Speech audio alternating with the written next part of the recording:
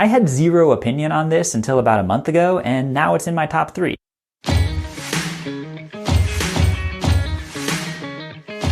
Hey everyone, I'm Jimmy Leonard. Welcome back to World on Fire, a show where we bring fresh perspectives to burning questions in current events and culture.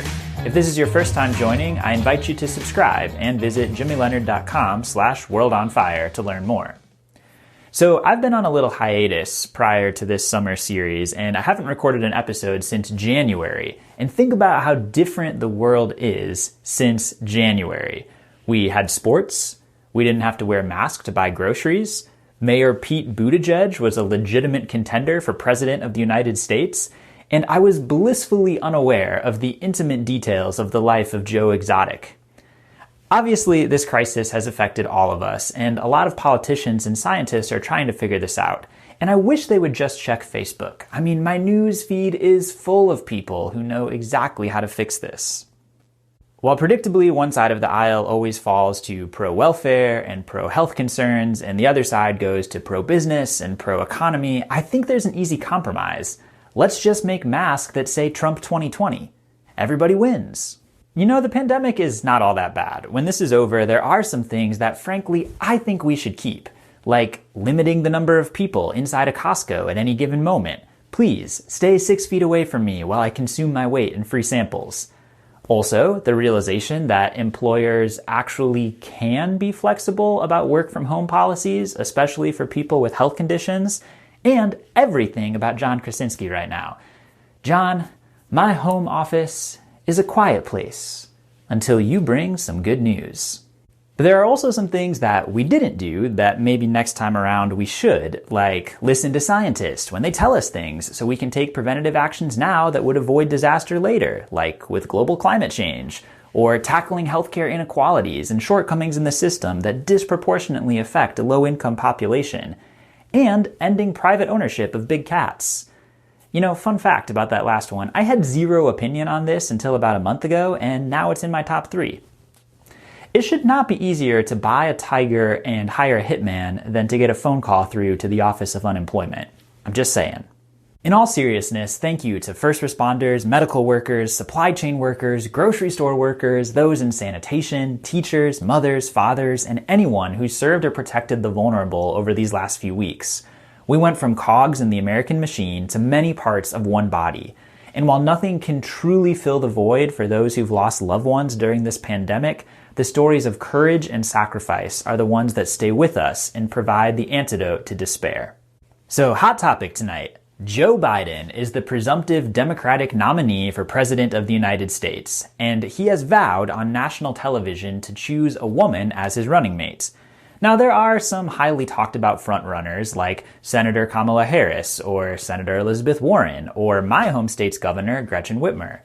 But to square up with a nonsensical opponent like Donald Trump, Joe Biden is going to need to think outside the box. So, Mr. Biden, if you're listening to this, I've got some suggestions. First of all, how about Meghan Markle? She's already tried British royalty and it wasn't for her, but if she wants another go at a highly public, highly scrutinized position with tons of media criticism and no actual power, she could be the perfect Veep. Then there's Julia Louis-Dreyfus, which is probably too obvious, and Lady Gaga, although I think this would be beneath her, and then Miss Piggy. She's an ultimate feminist icon whose first appearance in 1974 makes her 30 years younger than Joe Biden. And lastly, how about First Lady Melania Trump? Now hear me out on this one. She has a no-nonsense policy on cyberbullying, and a smart lady knows how to hedge her bets. So tonight, our burning question is, of course, about COVID-19. But I want to come at this from a new angle here. As many world leaders have talked about reopening economies, one of the churning undercurrents of that conversation has been the role of immunity to the virus. The logic is fairly simple. If someone has already had and recovered from the virus, that person is all cleared for takeoff to go back to a normal life. And many have already suggested that widespread access to antibody testing could determine who's already contracted the virus, possibly without being officially diagnosed when they had it, and then clear those people to return to work and travel, while presumably the rest of us would have to stay in quarantine and become a social and economic subclass unable to function. You know, basically the plot of The Maze Runner. Although I will say, if this means that Tom Hanks and Idris Elba are cleared to co-star in every movie for the next 10 years, maybe that quarantine wouldn't be so bad. But this isn't some crazy sci-fi. German researchers have proposed so-called immunity certificates, which sounds like a participation award you would get for attending a seminar with Dr. Tony Fauci, while some in the UK have used the term immunity passports, which sounds like what a diplomat would wave in your face after taking the handicap spot at Costco. The underlying assumption, of course, is that once a person has COVID-19, they won't contract it again, which the WHO has repeatedly warned we don't know for sure if that's true. The virus hasn't been around long enough for us to gather that data definitively. And here's the problem. As quarantine drags on and people start chomping at the bit to get back to work, suggesting that an immunity certificate will get someone there faster is a dangerous game to play. I'll give it about 24 hours before you can buy a forged immunity passport from the same person who gets you your fake ID, and about a week before people decide it may actually be worth self-infecting to get back to work. And there is precedent for this. Ask any parent from the 80s or 90s who held a pox party so the whole block could catch chickenpox. Get it now, and you won't get it worse as an adult. But here's the thing though, not everything works like that. Trust me, if I could watch Tiger King one time and then never have to hear about it again, I would take that deal. But instead, after trying to self-infect myself with it, it doesn't go away.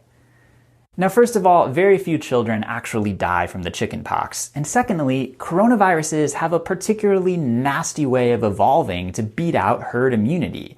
This is why we have a flu season every year, and why every year we need a new flu shot. This is why you can catch the common cold every winter of your life and never develop immunity. This is not a University of Kentucky one-and-done situation, and sneezing on the subway is not a public service that helps all of us stamp a page in the immunity passport.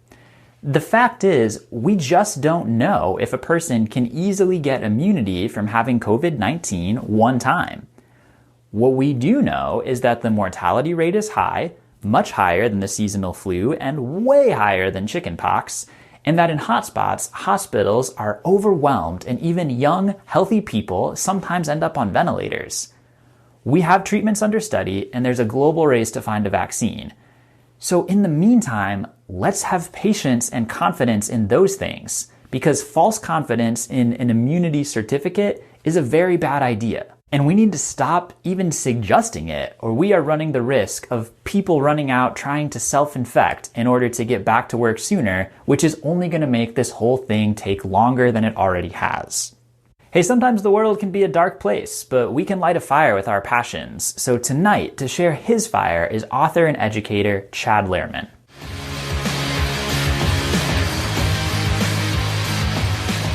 Chad Lehrmann, welcome to World on Fire. How are you? Doing great. Thanks. I'm glad to be here. All right. I'm so glad to have you on the show. And you're a teacher. What's that been like during this quarantine season here? There's difficult things to it. I mean, you don't get to see your students on a daily basis. That's probably the biggest issue. But I'm kind of a natural introvert, so I'm actually kind of thriving a little bit with the whole isolation. But it's been fun. I'm a creative person, and so I've really enjoyed trying to find some creative ways to create lessons and prepare for when we do get to teach with the students each week. Sure. And what is it that you teach? You teach high school, is that right? I do. I teach high school. Right now I teach psychology, sociology, and debate. Wow. I'm actually going to be ending debate at the end of this year, and who knows what I'll be teaching after that. So I feel like I have a sense of some of your psychology interest. I was on your website. You write short stories. You have a bunch of stuff up there. And the first one that I saw is called Jury Duty. You know what I'm talking about? Yeah. So I'm looking at this and I'm like, okay, this is probably going to be like a legal thriller sort of thing, maybe satire. And I get like halfway in and I'm just like, what is going on? Like I'm supposed to be doing work right now. And I'm just like quickly scrolling through this to try to figure out what sort of world I've just walked into. And I'm just kind of wondering, have you always sort of lived in this, kind of dark place in your mind, or is this sort of a recent development here? No, I've always had a dark sense of humor, I think. And I will be honest, when I wrote Jury Duty, my mom's comment to me when she read it was, why? Why would you do that? No, I mean, like I definitely have a darkness to me. I think I've always had a dark humor side for sure. That is definitely darker than I normally write, for sure. But I'd Yeah, just I been got through an it. actual jury duty experience. So it was, fresh on the mind. So, Oh, wow. yeah. Yeah, I'm sure the actual experience was probably a little bit different than your Much story. less tense. Yes. Oh yeah, people, you definitely need to check out this story though. I want to talk about your book. We're here to talk Right. about your book. So Sure. so you've got this book, Rites of Passage, as part of the Sawyer Shepherd Chronicles.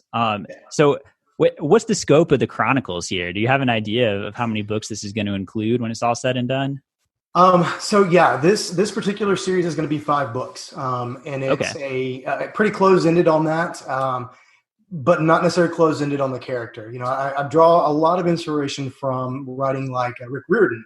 He has a very set. Here's 5 books, and then maybe if we want to do something else with these characters, we have other options for it. But for this particular story, I've got 5 books in line, and editing book 2 right now, and about to start on book 3. So. Oh wow. Okay. I'm reading it actually. I Okay. started the book earlier. I got it on my Kindle right here. I'm like Nice. midway through chapter 2. I had to stop to do this, Awesome. and I'm mad Cool. because I want to keep going. And the book here, it has this wild beginning. Yeah. It starts in the 1870s, I think you say, and we're in this mining town in Colorado, and just I don't want to spoil here, but like the crazy stuff is happening, Right. and I'm so you hike, right? I think you I mentioned do. that, and Yes. Yeah. yeah, and so I'm wondering, have any of your experiences in the mountains inspired this? Where does some of this tension and this suspense being up at these high altitudes, where does this come from? So my family regularly vacations in a place called Lake City, Colorado. Okay. Beautiful little town, and honestly, it is the basis of Sage City. I didn't want to use the actual city, but Lake City is this beautiful little town in the mountains. But it actually has a story of a guy by the name of Alfred Packer. And Alfred Packer was this old miner back in the 1870s, I think, 1860s, 1870s. And he essentially cannibalized his party, the group of people he was with. And Wow. Lake City was home to the trial. And on my first visit there, we encountered this, and we saw the site, the historical site behind it. And that sort of lodged in my mind, even back then, as, hey, that the idea of there being some sort of cannibalistic monster from the past that pops up in modern day. And so that's really kind of where a lot of that came from. Wow. So maybe some people would see this and be freaked out, and for you, it's like story idea. Yeah, absolutely. Yes. So what as I'm reading this book, it has this scene in the past, and then we jump and it's present day, and we meet some of these characters. And it seems like I'm only in chapter 2, that there's a lot of main characters that this story is going to follow here. And I'm wondering if you see yourself in any of these characters, or if there's maybe pieces of you. Who do you feel like you relate to in the story? Well, I believe as a writer that every one of our characters has at least a little bit of us in it. I think there's a little bit of some part of ourselves that manifests there. That being said, Sawyer is who I wish I was when I was 18 years old, the Okay. main character. So he definitely has my sense of humor, the kind of childlike sense of humor, but also dark humor, very sarcastic. So yeah, I definitely identify a lot with that. And as far as other characters, there's a lot of other characters. The main female character, who, if you're in chapter 2, you may not have met her yet. She definitely has a lot of characteristics of my wife. And so like I put that in there. And if we had met when we were younger at that age, then, I think our interactions might have been pretty similar to that. And do you feel like being a high school teacher helps you to write sort of the young adult character more realistically? I hope so. I have this deep fear that I'm writing what I think is a teenager's voice, but it's really like a 40-year-old guy's version of a teenager's voice. And so Yeah. I'm really hoping that it doesn't come across as that it comes across a little bit more authentic.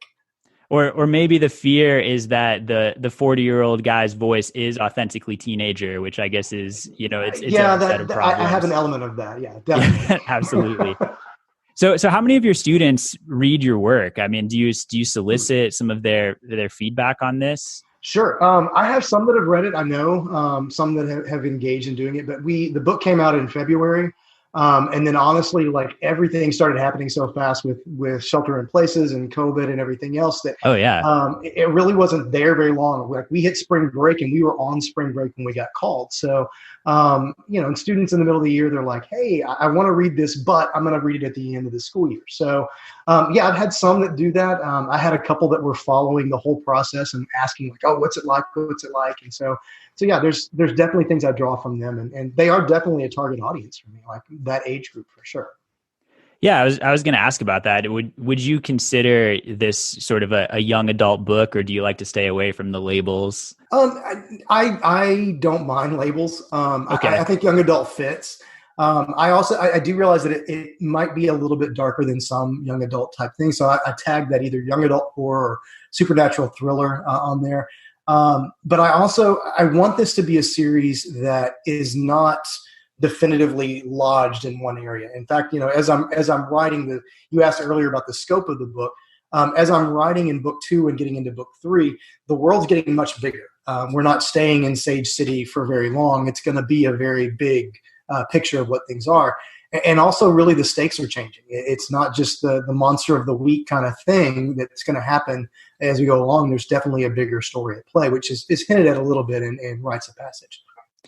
Yeah, and I'm already kind of getting the sense that there's sort of this juxtaposition of, there's this external demon or monster, but it seems like some of the characters are also going to be facing kind of their own monster or their own demon. I'm kind of like am feeling it head in that direction a little bit here. And I'm wondering, as you are in this creative process and you're wrestling with this, do you feel like you have some sort of question or draw that leads you to explore this? Kind of where does this idea of, wrestling with the demon and seeing that manifest, where does this kind of come from for you?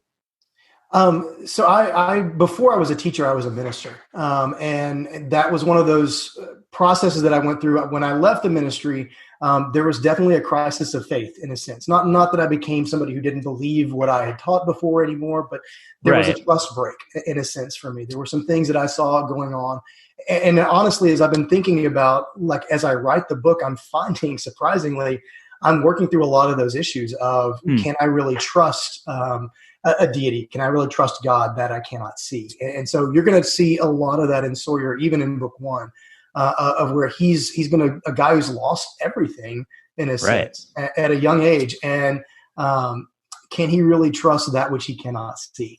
And so it's a question of struggling through that and finding the way to fill those gaps. I did not lose both parents at 16, but I did lose my dad at 19. And there's elements of that emotional baggage that I carried that I bring into his character, things that are going to talk about how, what's it like to not have that person there in those key moments, and who do you find to fill that void? Who do you find to fill that father figure role? Yeah, absolutely. Is it God? Is it somebody in a faith community? Is it a mentor? What happens when that mentor eventually disappoints you? I think that's a really relatable theme that so many of us, whether we're young adult or adults trying to work through life here. I really think that's something that a lot of people can relate to. Yeah. And I think that even in my experience, just having my own faith background and seeing like how the church has changed just over the last couple of years, decades, months, even, with everything kind of going online, I think there is sort of this question in a lot of people's minds of what does it look like to wrestle with what I believe now versus what I believed then. And my experience with church as a building or a community might have changed. And so I think there's just so many people who can really relate to that struggle and maybe would appreciate some of the rawness that you're talking about. It's something that's going to be a little darker than some other kind of run of the mill sort of young adult books, which, life is a little dark, I think, sometimes. And we're not always honest about that in our writing. So I appreciate that. Oh, thanks. And at least what I read so far is nothing that's been stomach churning for me. So I can at least say that. Maybe that's going to change. But, I'm the kind of person that if horror gets real graphic, I want to put it down. But it hasn't been that for me. It's more just been wild. And I want to know what is going on up in these mountains. What do you feel like is the craziest thing that you've actually seen on a hike? Hopefully not something like what we see in the first few pages of no, no monsters chasing me down in the snow or crazed people. No, it wasn't really a hike. We had actually gone hiking looking for a moose this past summer actually, and we were kind of there around dusk, and we had looked and looked and looked, and we'd heard people say that there was a moose out. Nothing. So we get in the car and we're driving back, and all of a sudden on the edge of our headlights, we see this shape moving, and it's this bull moose just trucking it down the side of the road, like maybe 50 feet in front of us. Oh, wow. And it was like this very surreal moment. That was like this is the closest we've ever been to something that massive. It was very, very cool. So is this kind of how it works in Colorado? Somebody says we saw a moose and you're like, let's get in the car and go find it right now. The Jeep. Yeah. that's the evening plan. That's how we do it. Yeah. I mean, I live in Texas most of the time. And so anything where we can see an animal or a creature or a mountain, when we don't have it, I'm all for it. So definitely. Wow. And then what's the end goal? You find it, and then what? We're trying to take a selfie with it here? So really just capturing an image of it to prove that we saw it. And unfortunately, the picture we took was very dark. So you can see something moving, and we had to prove to people, no, it really is a moose. I promise. Yeah. I know it looks like Bigfoot, but I swear it was a moose. Yeah, exactly. Yeah. Wow. That's incredible. All right. So we talked a little bit about kind of this, the inner demon thing. And I'm wondering, if there was something that reading your book, getting started in the Chronicles here and reading some of Sawyer's story, if there's something that could inspire people or motivate people, what do you think that message would be for your readers?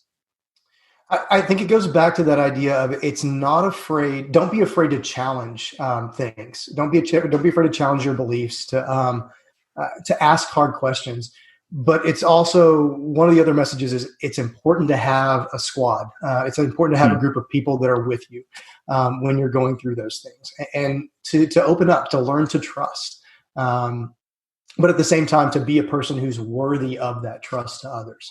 And so I think those are some of the big themes, is developing that trust and really not being afraid to say, I'm struggling with this. I'm struggling with what I'm facing, and be real with other people. Don't put on a facade and say, hey, I got this. I'm cool.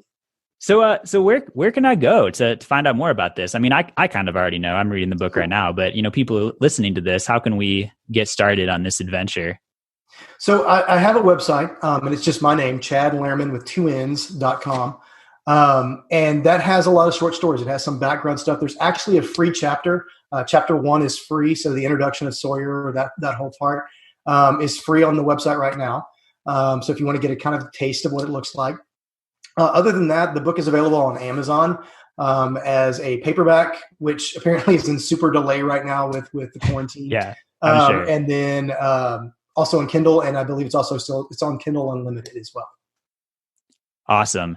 Yeah, and I'll drop that link definitely below. Cool. So check it out down there if you guys want to go to the website and check out free chapter. What can go wrong other than getting hooked in and wanting to read more? Definitely. And so tell me about book 2. I mean, I'm going to finish this maybe tonight because I'm hooked. Cool. So how long am I going to have to wait to find out what happens with Sawyer? So as of right now, I have a release date on Amazon of August 4th, but there's a possibility that will be sooner. Oh, wow. It's basically, one cool factor is that the cover of my book, my first book and my second book, one of my students has actually designed it. Like, he has actually created the image and put it all together, colored it, and done all that kind of stuff. So I'm waiting on him to finish up that cover. And then also just waiting on a couple of things, finalizing editing and that kind of thing. But yeah, book 2 is going to pick up with, again, without spoiling too much. It is Sawyer's Separate Chronicles, so you can assume Sawyer's back, as well as a couple of the other main characters. But we're going to kind of find out that one of the characters that we meet in book 1, we have some suspicions about them, and we're going to get some answers in book 2 about who they really are and really what's going on with them. And so, but then that's going to beg some questions about some other characters, like, who are they then? If this person is this, then who's the next person? So some questions with that, but also taking a big expands. Absolutely. Well, Chad, I have one final question before we go. So your dream animal that you would hunt down in the mountains? What is like the holy grail for you that to see on a hike if it's not a moose? In the mountains. Well, moose was for a long time. So I may have to think about another. Life goals. Yeah, no. I mean, I gotta say a grizzly or some sort of bear from a very, very safe distance. Like I would love to be able to see a bear in the wild for sure. And do we run from bears, or is that the one where you just play dead? I think you try not to run because they're a lot faster than us, I believe. So at least that's what I'm going to try to do in my head until I'm in the actual situation. Well, Chad, thank you so much for your time tonight. You've been a wonderful guest. It's been so fun getting to know you and having you on the show. So I will definitely drop some links down in the description. So check it out. We've got chadlehrmann.com, 2 N's on that. You can go ahead, find the first chapter free, read some of these short stories. Make sure you're ready to read some of these short stories because, like I said, they're going to blow your mind here. The book is also available on Amazon. Title of the book, Rites of Passage, first book in the Sawyer Shepherd Chronicles. Thank you so much for your time. Thank you, Jimmy. I appreciate it. Really enjoyed it. That's our show, everybody. Thank you so much for listening. Be sure to like, subscribe, and please, the highest compliment that you can pay is to share this episode with a friend. I'm Jimmy Leonard. This is World on Fire. Until next time, good night.